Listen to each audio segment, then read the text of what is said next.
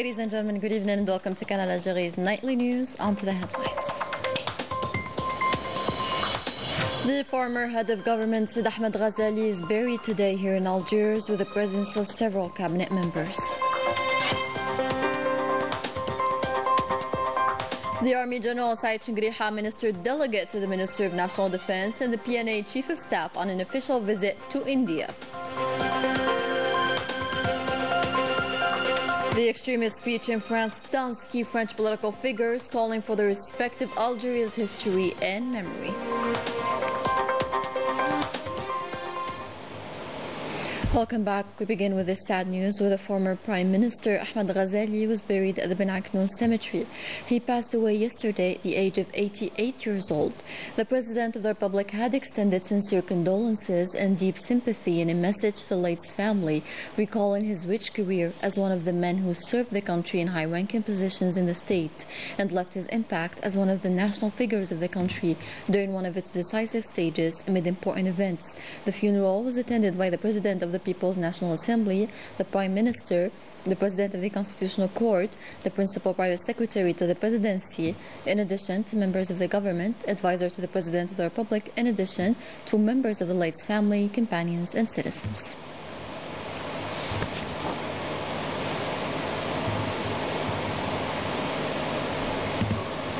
Upon the invitation of the Chief of Staff of the Defense and Security of the Military Affairs Department of India, the Army General Said Chingriha, Minister Delegate to the Minister of National Defense, Chief of Staff of the People's National Army, begins today an official visit to the Republic of India. A visit that comes in the framework of reinforcing cooperation between the PNA and the Indian Army, during which both parties will evoke issues of common interest. On to the government meeting devoted to studying the recommendations issued during the 6th Government Governors meeting held the 24th and the 25th of December 2024 under the high patronage of the President of the Republic, aiming at accelerating the pace of local development and addressing the challenges associated with strengthening the role of local communities in the field of investment. In addition to exploiting small activities areas at the municipal level and allocating them for the benefit of young people, while strengthening the real estate offer for the Algerian Agency for Investment Promotion and accelerating the recovery of unused lands. In the same setting, the government studied the integrated phosphate project in Bled al-Hadba and its section related to the railway line Bushku-Fouet Kibrit. The government also listened to a presentation on the mechanisms of caring for women victims of violence and another presentation on the status of team sports and elite sports and prospects for their development, where the reality of team sports in Algeria was reviewed and ways of promoting it. In other news, the Minister of State, Minister of Energy, Mines and Renewable Energies, Mohamed Al-Qab, received the Minister of Energy, Mines and Industry of Bosnia and Herzegovina, Vedran Lakic, who is on an official visit to Algeria. This visit aims to reinforce perspectives of bilateral relations between both countries in the fields of energy, hydrocarbons, renewable energies, as well as research, exploration and exploitation and transformation of mining resources. Algeria bears the scars of a past that can neither be erased nor forgotten. French colonization was far more than a mere occupation. It was a reign of crimes, unspeakable atrocities, and a ruthless machine of repression. Today, it is not only the victims who recount these horrors, but also former French soldiers who are breaking their silence. More details with Media Salila Balaman.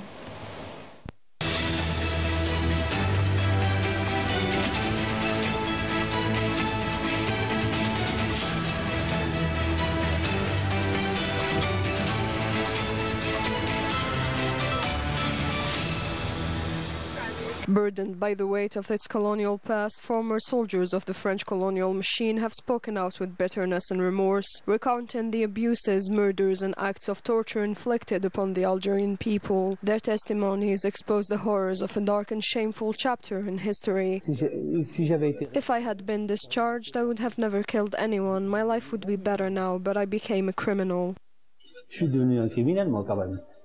On allait pour se coucher, on entendait des cris de plus en plus forts. We would go to bed and would hear screams getting louder, to the point that I remember pulling my pillow over my head because I knew what was happening. The surgeon said to us, "All right, I need 6 men now." I was one of the 6. I walked towards the concrete building where I had heard the screams, and there 4 men were lying down. I feel ashamed. I tell myself it can't be that French people are doing this. J'ai honte. Je me dis c'est pas possible que les Français soient capables de faire ça. While France claims to be a model of liberty and human rights, the reality is quite different. History and facts bear witness to this. Its slogans served as a facade to conceal a dark past and a reality far removed from the values it claims to uphold. We tormented an entire population for a century because, yes, the French army bombed Algerian villages with napalm. Germain Chambos, a French aviator during Algerian War, testified in the early 90s. I remember a time when I dropped what we called special canisters. It was forbidden to say the word napalm on the radio during flight, so I dropped special canisters. Among the heinous crimes of colonial France are those committed against the Algerian people. Murder, torture, arbitrary arrests, and the burning of living individuals. These atrocities, insufficient to satisfy colonial instincts, were compounded by France's transformation of mosques into churches or stables, along with the implementation of ethnic cleansing operations. Today, France hides behind the mask of human rights, conveniently forgetting its dark past. But, with history as a witness, these atrocities are far from getting erased. Amid growing tensions over Algeria, Ségolène Royal has condemned far-right attacks in the Interior Minister's comments, calling for respect of Algeria's history and a shift toward responsibility. Former French minister and ex-presidential candidate Ségolène Royal did not mince her words as she condemned the fierce attacks launched by the French far right against Algeria and the irresponsible rhetoric of the interior minister, which she argued only serves to inflame tensions. Speaking on a television panel, Royal forcefully rejected the hateful discourse of those nostalgic of French Algeria, calling on the French government to act with reason. Ceux que j'entends protester là, ils ont... Did France condemn the mutilation of the yellow vests, the 15 yellow vests who died on the streets, the repression and the pension reform? Do you really think France has set an example in terms of human rights with its crackdown on the yellow vests? You're shifting your stance. Vous croyez que la France a donné l'exemple des droits de l'homme dans la répression des Gilets jaunes? Addressing the issue of historical memory, Royal recalled the atrocities committed during French colonization, advocating for respect toward Algeria and its past as a foundation for building a peaceful relationship. Ceux qui ont osé dire que l'Afrique n'était pas rentrée dans l'histoire, souvenez-vous, il n'y a pas si longtemps. Those who claimed Africa hadn't entered history, who praised colonization, now accuse Algeria of exploiting memorial shame, distort a shared past. We don't have to forget or insult Algerians. They sacrificed too much. As Aimé Césaire said, we were barbarians. Colonization was brutal and its legacy remains. The ex-presidential candidate also condemned the stigmatization of Algerians. Quand vous voulez faire croire que tous les Algériens sont délinquants. When history is distorted and one failed expulsion is used to label all Algerians as criminals, tensions only rise. The Interior Ministry could have handled it lawfully and discreetly instead. Nothing is said about the Algerians who contribute to France's economy by working in our hospitals and factories and so on.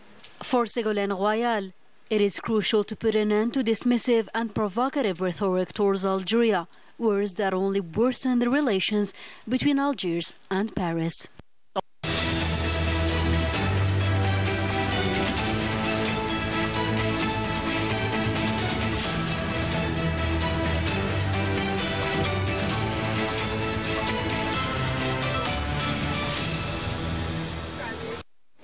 Within the framework of the humanitarian missions of the Coast Guard unit of the Naval Forces Command and following the receipt by the Regional Center for Guarding and Rescue Operations at Sea in the 5th Military Region, affiliated with the National Service of the Coast Guard of the Naval Forces Command, yesterday night, a distress signal indicating the presence of illegal immigrants at around 8:45, 40 nautical miles north of El Awana and Jijil. Immediately, under the supervision of the National Center for Maritime Surveillance and Rescue Operations, operations of the National Coast Guard Service of the Naval Forces Command, a rescue and evacuation operation was carried out for 16 illegal immigrants of Somali nationality, including 2 women in critical health condition. Then they were directed to the port of Jinjin and Jijil, where they were given first aid before being transferred to the hospital to receive the necessary medical care. This operation reflects the efforts made by the Coast Guard units of the Naval Forces and the extent of their keenness to intervene and assist at sea to save lives. On to the operational report of the People's National Army's activity in the past week. As part of the fight against terrorism and during 2 quality operations in Tamnaras and Burj Mukhtar in the 6th Military Region, detachments of the PNA recovered an automatic pistol, 4 Kalashnikov submachine guns, an automatic pistol, a sniper rifle, 2 machine guns, a rocket launcher, quantity of ammunition, and other items, while other PNA detachments arrested 7 support elements to terrorist groups during separate operations across the national territory. In the framework of the fight against organized crime, the continuation of the tireless efforts aimed at countering the scourge of drug trafficking in our country, combined detachments of the PNA intercepted in coordination with the different security services and operations across the military regions 75 drug traffickers, and averted attempts to introduce 14 quintals and 35 kilograms of processed key through the borders with Morocco, while 2.3 kilograms of cocaine and over 1 million psychotropic tablets were seized. In Tamras, Burj Mukhtar, Janad, in Salah, Tindouf, and Ilizi, detachments of the People's National Army arrested 344 individuals and seized 22 vehicles, 258 generators, 155 jackhammers, 5 metal detectors, as well as quantities of mixture of raw gold and stones, explosives, detonation tools, and other equipment used in illegal gold mining operations. On the other hand, 9 other individuals were arrested: Kalashnikov submachine gun, a machine gun, automatic pistol, 28.838 liters of fuel, as well as 22 quintals of tobacco and 8 tons of foodstuffs intended for smuggling and speculation were seized during separate operations across the national territory. Similarly, border guards sorted at the level of our national coast attempted at illegal immigration and proceeded to save 7 individuals aboard traditionally made boats, while 314 illegal immigrants of different nationalities were arrested across the national territory. And communique. Coming up in our news edition.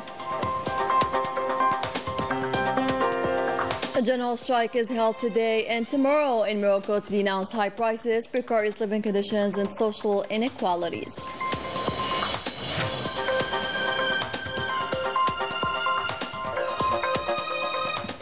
In international developments, meetings of the United Nations Committee on the exercise of the inalienable right of the Palestinian people began today with the participation of UN Secretary General Antonio Guterres. The committee, established in 1975, is mandated to advise the UN General Assembly on programs to enable the Palestinian people to exercise their rights, including the right to self-determination without external interference, the right to independence and national sovereignty, and the right to return to their homes from which they were displaced.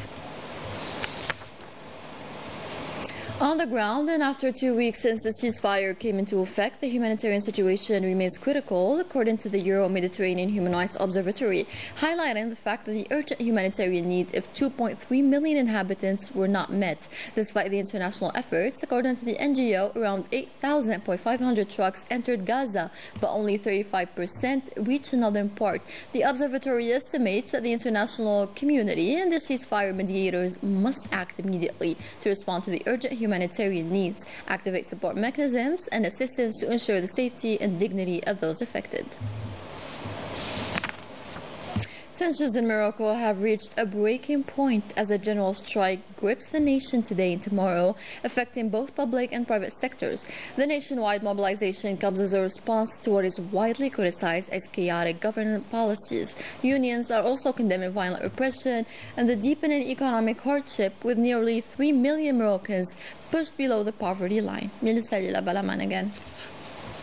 Amid an unprecedented wave of social unrest, a general strike was held today in Morocco, spearheaded by the Democratic Confederation of Labour and backed by several other trade unions. The strike seeks to challenge the Makhzen's policies, which have steadily eroded Moroccans' purchasing power and undermined labour rights. This nationwide strike affects multiple sectors, including public administration, state-owned companies, local authorities, and the private sector across industries, services, and agriculture agriculture. An appeal has been also made to merchants and artisans to join the movement and protest. Among other issues, the soaring cost of living caused by the Maghrein's disastrous policies. Economic precarity in Morocco is reaching alarming levels. Over the past 2 years, nearly 3 million Moroccans have fallen below poverty line, while unemployment has risen to 1.15 million. At the same time, corruption siphons off over 50 billion dirhams annually, or $5 billion. Experts highlight that this amount alone could fund the salary increases and pension reforms long demanded by unions. The 19th International Pharmaceutical Fair kicked off under the slogan, Pharmacy for Cancer Treatment. This fair witnessed the participation of 170 exhibitors presenting the latest pharmaceutical products and advanced cancer treatment techniques. Manan Maafa explains. Here at the International Pharmaceutical Fair, companies are showcasing their latest pharmaceutical products and innovative technologies. This is a big opportunity for everyone here at this fair. We produce blood glucose test strips with 100% Algerian workforce. We are here to advertise for our products against cancer, especially our new ones. A noticeable development and diversification of local medicines, as witnessed by the visitors on the spot. Local products are booming and keep on developing. I toured the different pavilions they are interested in, different specialties and products. Between supporting local production and encouraging research and its development, the Algerian pharmaceutical industry is growing at a steady pace toward a major leap in health security.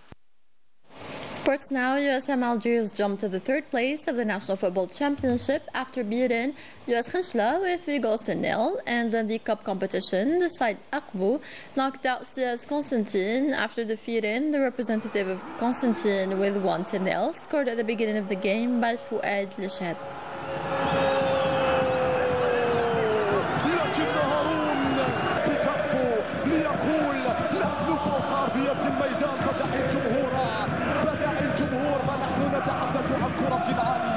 وصلت من عسكر إلى نشاب، تبعها نشاب، سجلها نشاب، أعطى الأفضلية لمصلحة الفريق. End of our news edition. Thank you for watching. Take care.